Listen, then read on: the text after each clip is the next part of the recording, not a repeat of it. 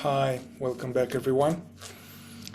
The purpose of this video is to share my upcoming meditation retreat, which will be just a one-day immersion. It's called Immersion into Being, one-day meditation retreat, which I will do soon in a few days, and you have the information below. But I will be doing this event ongoingly, where I will take 8 hours of our life to immerse into this amazing, very precious to me, psycho-spiritual, emotional technology called meditation.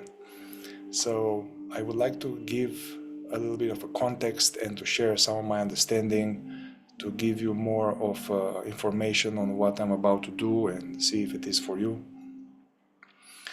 Now, this video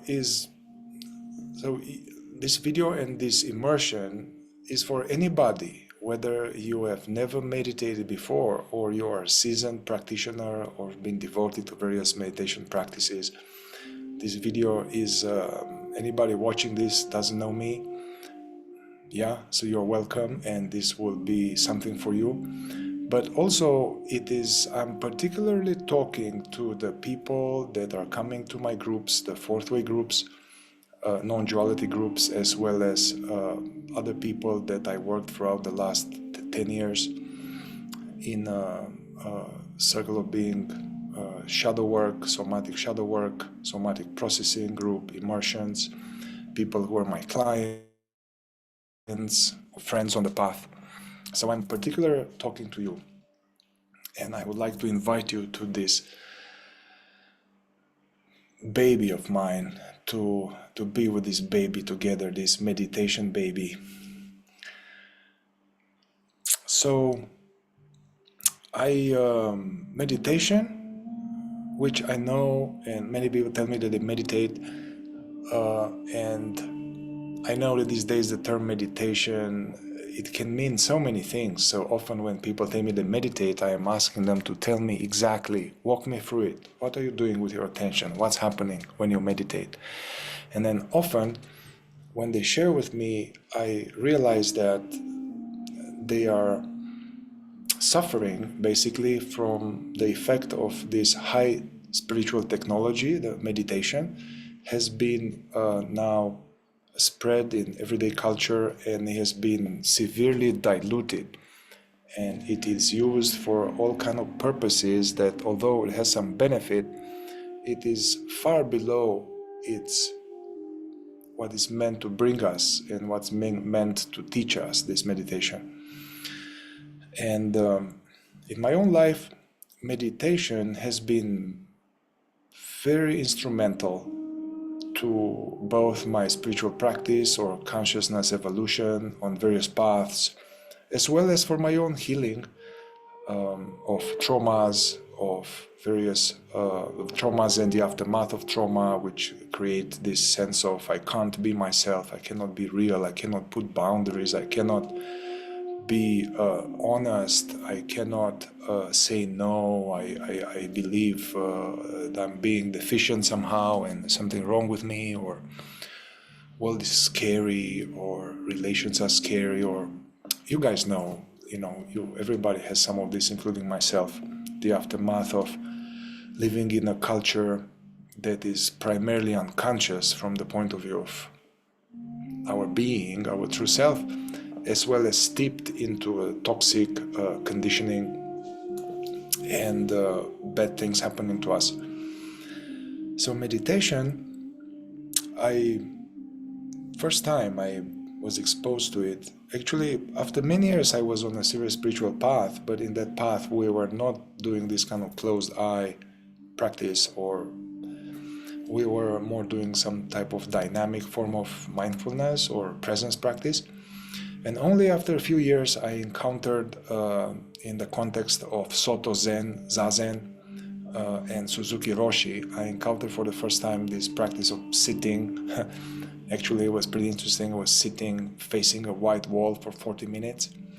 And the first time I did it, it was shocking, and it felt a lot of emotion. I felt like coming back home or coming back to a dear family member, to a lover that I've been estranged from. And so since then, I have studied with various teachers, both from the point of view of spiritual teachers, awakening teachers, as well as wonderful healers to help me untangle my knot and be more awake.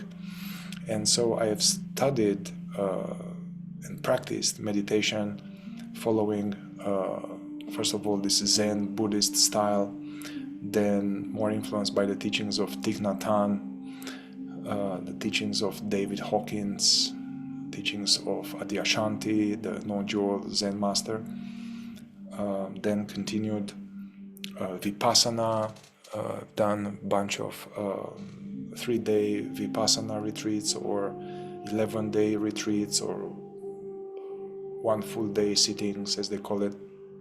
And then I went further, and I was exposed to some other more, let's say, more subtle teachings of this Advaita non-duality direct path with Francis Lucille, Rupert Spira, influenced by their teaching and their approach on meditation, and Laura Lucille, Lester Levinson, Ramana Maharishi, and so on.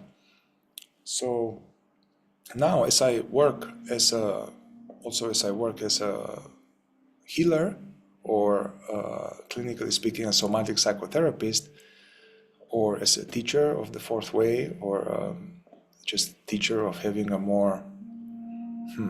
a better life, of trying to teach myself and teach others how to live more fully.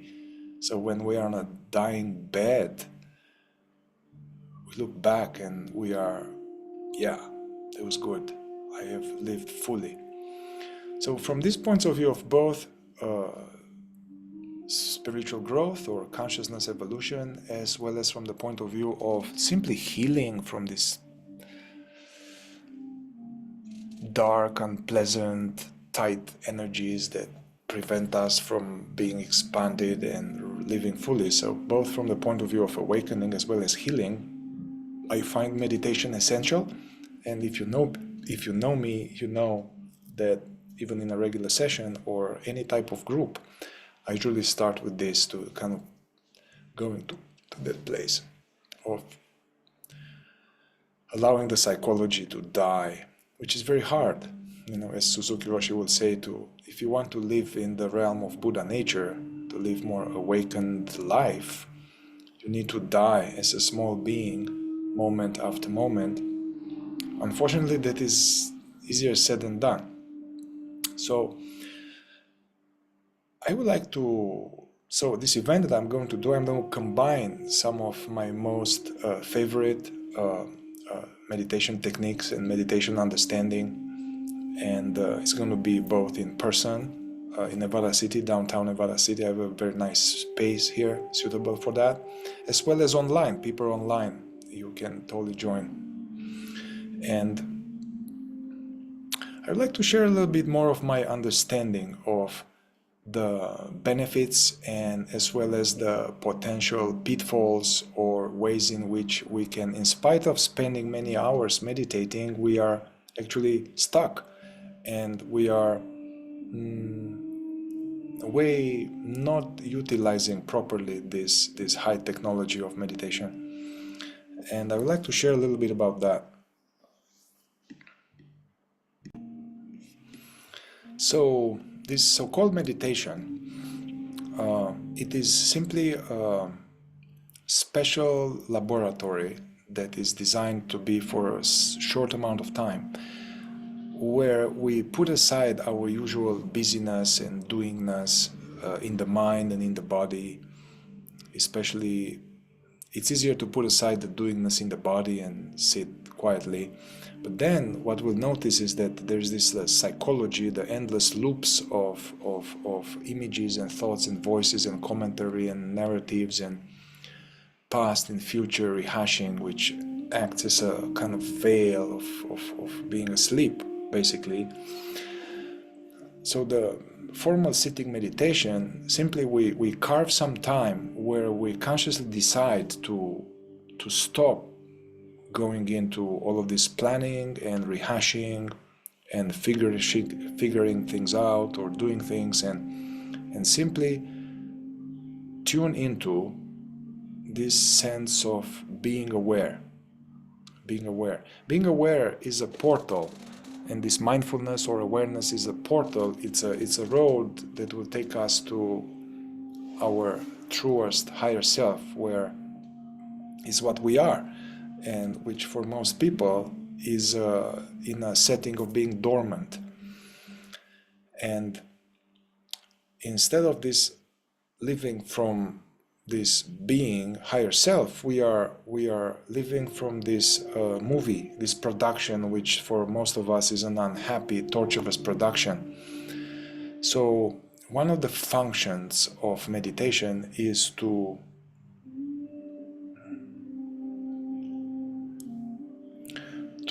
help us to become less stuck, less glued to all this phenomenal experience of thoughts, feelings, sensations, sounds, projections, past and future, and to simply become the witness of our experience.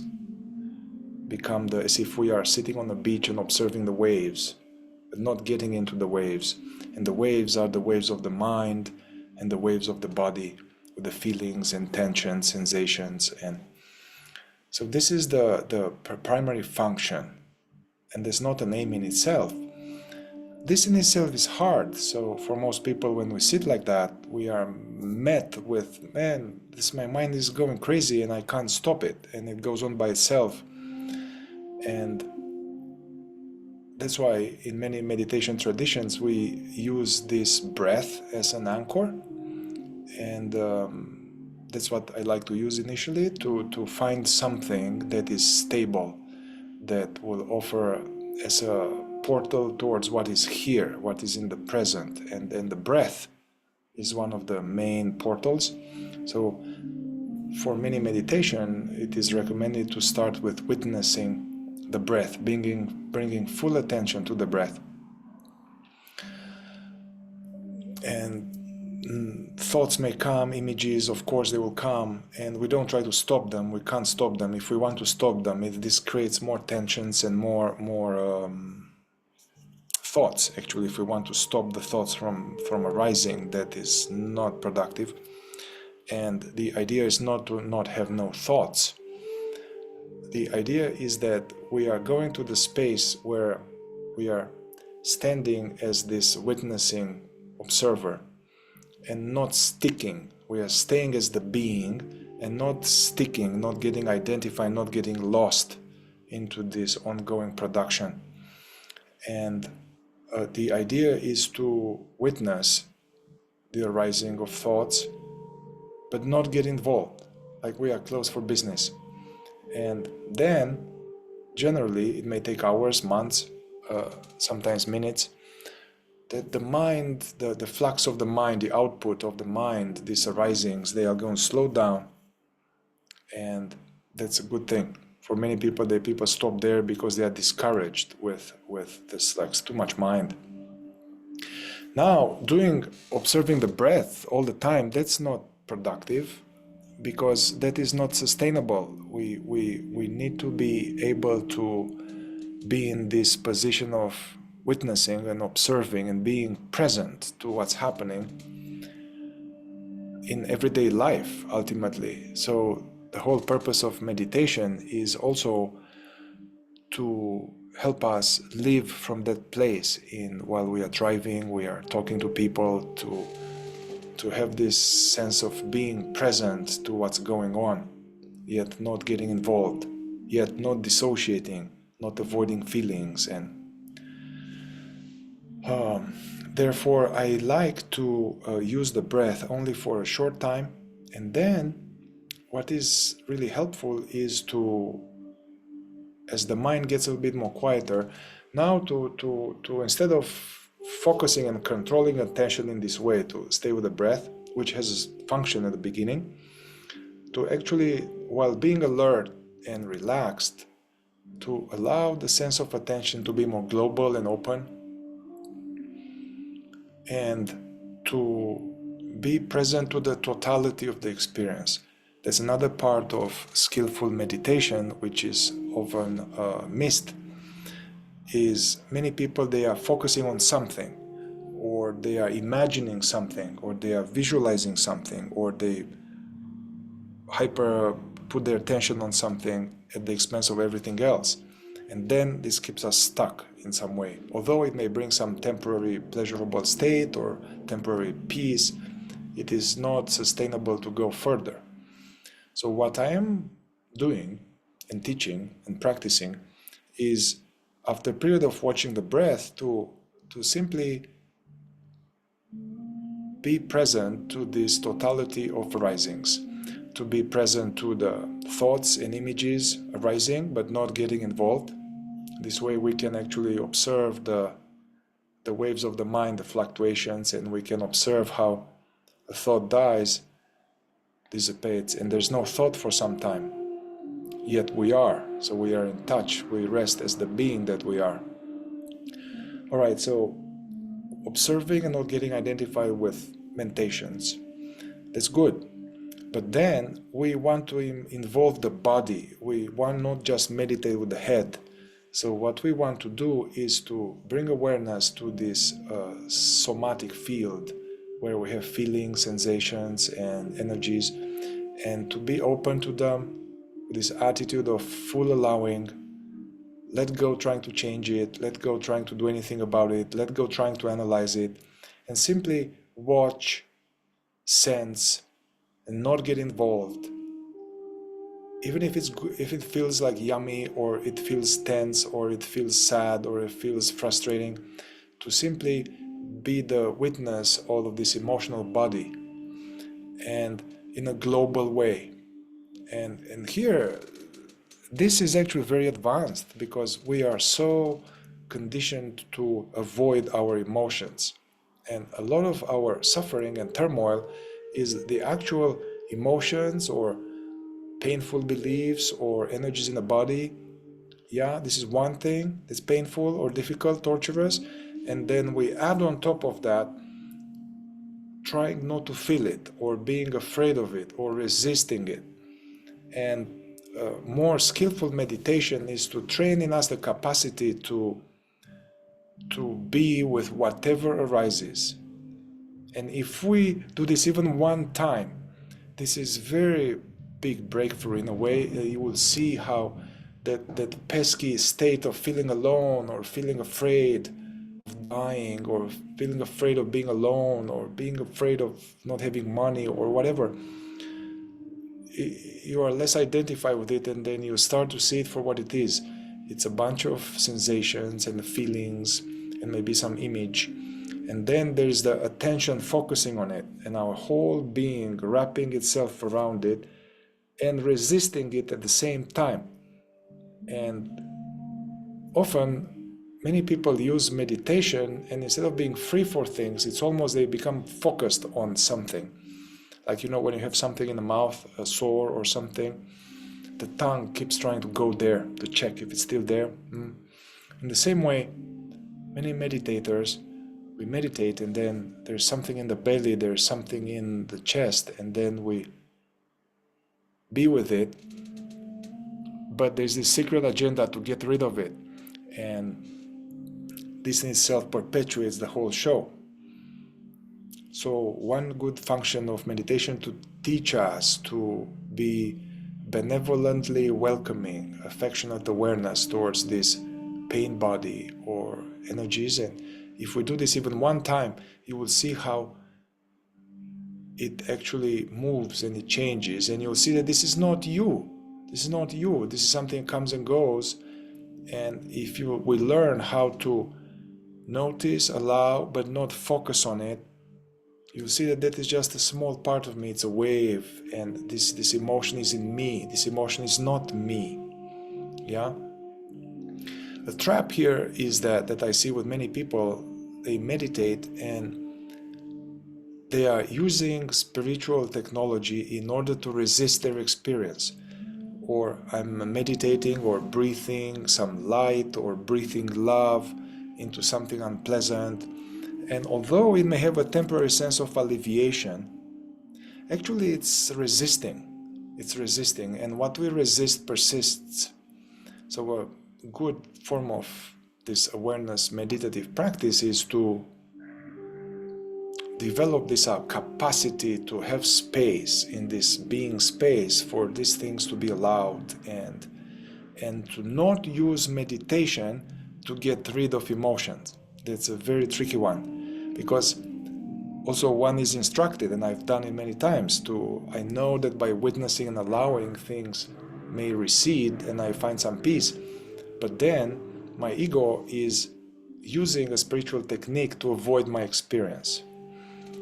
So these are some foundation of the type of meditation I've learned that works, is to include the body without resisting, to allow the rising of thoughts without getting lost in them, and also not to be checked out from what's happening. So to also have this sensing, the contact with the chair and the floor, to be aware of sounds, to be aware of the breeze, to be aware of, in some form of meditation, one can do open-eyed too. So I'm going to do this in our immersion, some closed eye meditation as well as open-eyed meditation, because it is it is tricky to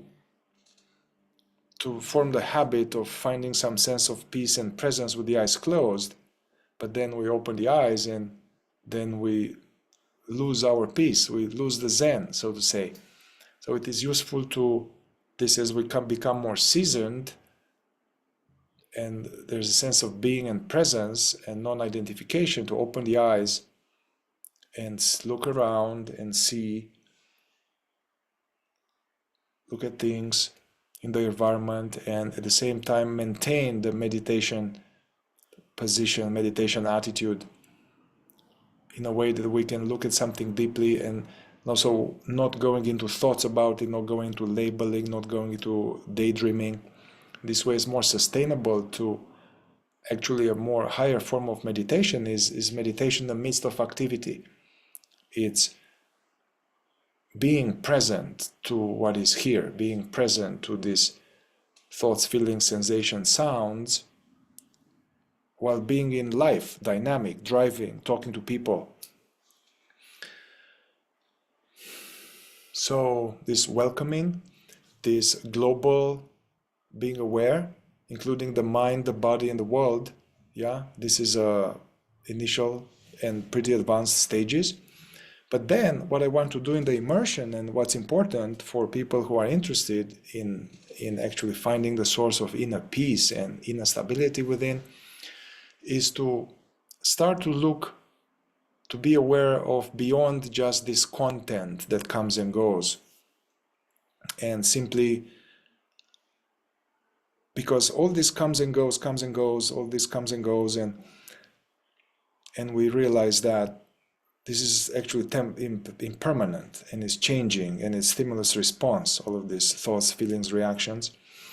But a deeper aspect of meditation is to now become aware, so to go beyond mindfulness, like a correct form of mindfulness, and many people don't do it correctly.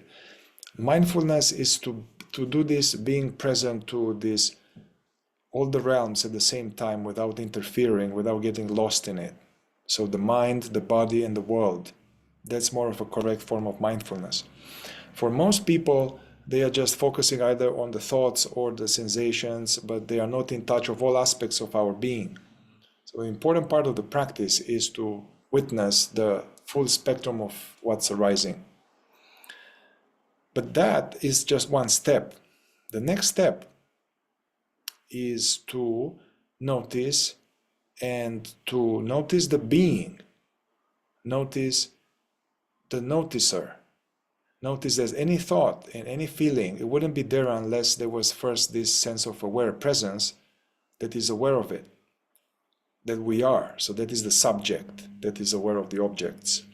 So a deeper form of meditation, and a higher version that you get much more mileage, is to include or to use this meditative state to turn the attention 180, instead of aware of this or that, or checked out in thoughts, to explore that which is aware.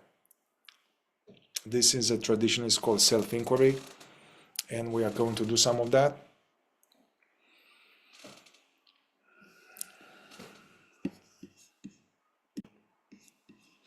Another aspect that we are going to practice in this immersion is actually to bring this state of more detached presence, global presence, which is much closer to what we are. It is what we are. To bring this to our problems. Usually when we have problems, relational problems, work problems, problems with people, problems with some habit that we have, with a compulsion, with something, usually we are identified with the problem, in the problem, losing our deeper being, and the problem is trying to solve the problem. And that doesn't work. As Einstein would say, the solution, the freedom, comes from a dimension higher from the problem. So it is a very, very powerful way to, as we are in a meditative state, to evoke or bring our problem, but not trying to solve it, but simply bring that file. And then instead of getting involved, to just look at it from this investigative, non-attached, non-trying to change stance, to simply view it, to simply be with it, instead of getting in there. So that's another form of application of meditation. And yeah, also in my healing work or trauma work, or anybody who is interested to deal with PTSD or addictions or pain body or unworthiness or sense of various form of suffering, these are deep stuff. These are hot potatoes, sticky stuff. And in order for me to help these people or to help myself doing this kind of work, one cannot do that if one is unconscious and one is sucked into the problem. Yeah.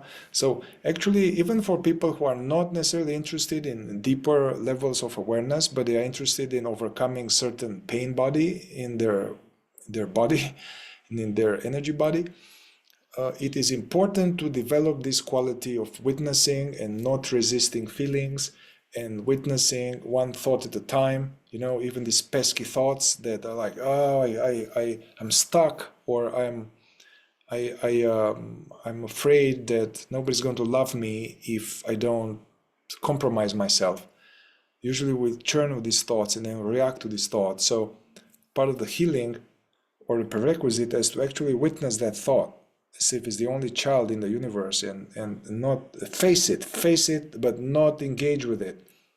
Yeah, this way we bring this dimension of our being, observing this fragment or this program. And for healing or for trauma releasing, for processing, for addiction work, we need to have this meditative quality of being more present, because otherwise there's very limited we can do, some talk therapy or something. And even for healing, this quality is essential. And if you work with me, you know what I mean. And now you are more present, more aware, mind is more quiet, and then you investigate the problem, the pain, then actually you will see that you will see much more. You will see the subconscious utility, the payoffs of this problem. You will see that how you are doing it. You are doing it. You are not a victim of it. You are a victim of your own production. And before we can solve and untangle all this, we need to be deeply, deeply, deeply aware of all aspects of it. Some of these aspects will relax, and some of the problems will leave us just by deeply being aware of it. Many people, they want to get in there, trying to change without knowing the totality of the dynamism. Therefore, that's why, although this meditation immersion is not necessarily focused on healing or trauma processing, it will offer a wonderful foundation to find yourself, to have the right tools in order to get in there and face these demons or fears or whatever. It's a little bit like shadow work or trauma processing or repression processing so that we can allow ourselves to be real, we need to find out what drives it. And what drives it is hidden. And some of it is very sticky and hot. And it's like we need to go in there underneath at the bottom of the ocean where it's dark, where all kind of creatures, and we need to clean it up. But we can't go and clean it up unless we have a strong light. Yeah, because if you go into the darkness without any light, you can't do anything. You can't organize your basement. You can't clear the skeletons if there's not a little light. So meditation practice is very useful prerequisite for that. And this is getting long, so I'll wrap it up soon. Another aspect of this immersion is that we cannot just sit on our butt for 8 hours. And it's not useful. It is very useful, and what they do in Zen or various Tibetan traditions and other contemplative traditions, even Christian, mystical Christianity and the fourth way, is this important to, as you are more grounded in being present, to actually start to walk and to do some walking meditation, or to look around, or to eat, have our meal, at the same time not losing this stance of being present to it. So part of the immersion, we are going to have eye contact with each other. We are going to have some body practices, body yoga, some forms of yoga, some forms of Qi-Qong, some forms of Tai Chi, some forms of, all of these are meant to also release and loosen up certain things and balance the energies, but also meant to teach us how to be more present in dynamic life and not lose ourselves as we engage with many people. And that is one trap for meditators, that is compartmentalized. I sit on my cushion in the morning, and then as I drive and I walk, I'm kind of getting lost and triggered. So that is not sustainable. So I will combine a lot of these things in a dynamic, juicy day. And I would love to share this. It was very precious to me, and especially if you've been working with me or you haven't seen me for some time, or you attended groups and you feel like you need a booster or a tune-up or starting again from another perspective, that will be a good place for you to come. And you'll see below the when I'm going to do it, and in person and online. And I will keep it affordable. The whole price will be how much it will be for an individual session for 8 hours. So it's really a good deal.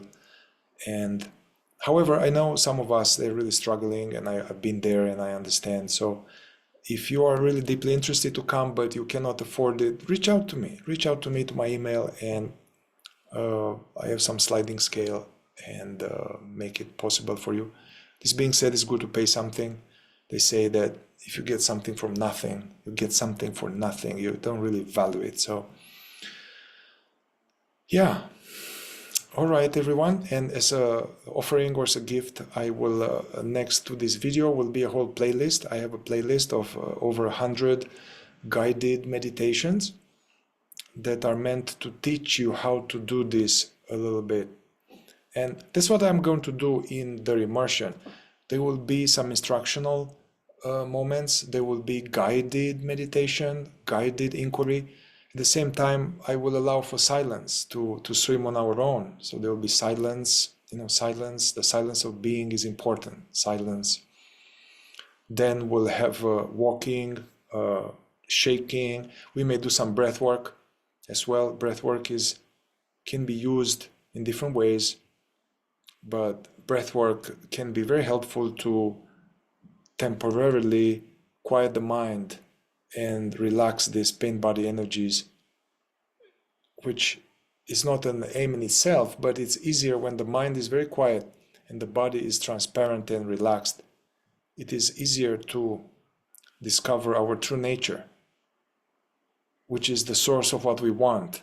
We want to feel love, we want to feel peace, we want to feel okay, and we go about it in ways that doesn't work, that don't work. So this breath work and all of these things are meant to trigger in us some recognition of our true self, the recognition of the peace that passeth understanding, and as well as to help us better handle stress, better regulate ourselves, have more resilience towards stress, towards triggers, be less identified. So it's a very versatile, dynamic training. There will be time for also some Q&A and some meal together, and hope to see you there. Oh yeah, and so the playlist with the guided meditations, I recommend to you to use me as a guide for some time, but then at the same time, after some time, you can just do it on your own without me. From what you heard from the pointers, then you find your own way to the quiet place within. All right. Ciao, ciao.